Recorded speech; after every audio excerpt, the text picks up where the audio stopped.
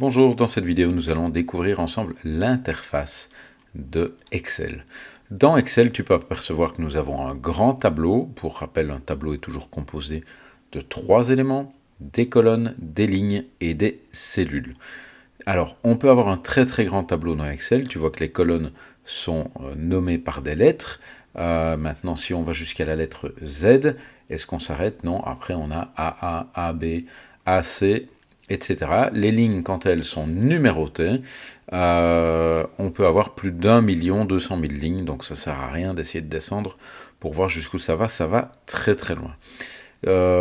Les cellules sont nommées de manière individuelle grâce au nom de la colonne et au numéro de la ligne. Donc là, je me trouve en cellule A3, cellule E15, cellule G5, tu vois, c'est très facile de s'y retrouver.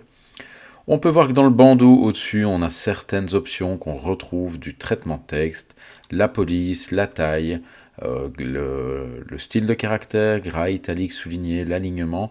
Et évidemment, il y a des choses qu'on découvrira qui sont spécifiques au tableur et au tableau qu'on va créer. Ici, en bas à droite, tu peux remarquer qu'on a également une zone avec un outil zoom qui va nous permettre, tu vois, de zoomer si on fait des tableaux un petit peu plus petits et de pouvoir mieux voir ce qu'on fait dans notre tableau. Ce qu'il est important de noter également, c'est que lorsqu'on travaille dans le tableur, on peut utiliser énormément le clavier. Ici, avec les touches du clavier, je peux me déplacer de cellule en cellule.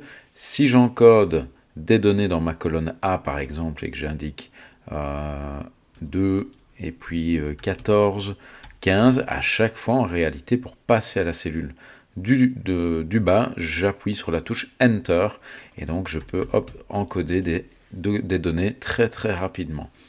Si je veux remplacer une donnée dans une cellule, ici je voulais mettre, imaginons 12 au lieu de 2, je n'ai pas besoin de l'effacer, je peux directement me placer dessus, retaper 12, faire Enter, et j'ai validé.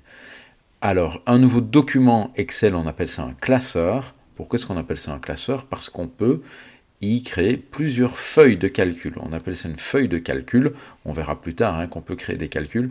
Mais ici en bas, tu vois que je suis sur ma feuille 1, que je peux, évidemment, en faisant un clic droit, renommer, par exemple.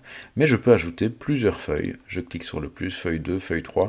Et donc, voilà pourquoi on appelle un document Excel un classeur, puisqu'il peut contenir plusieurs feuilles. Et voilà.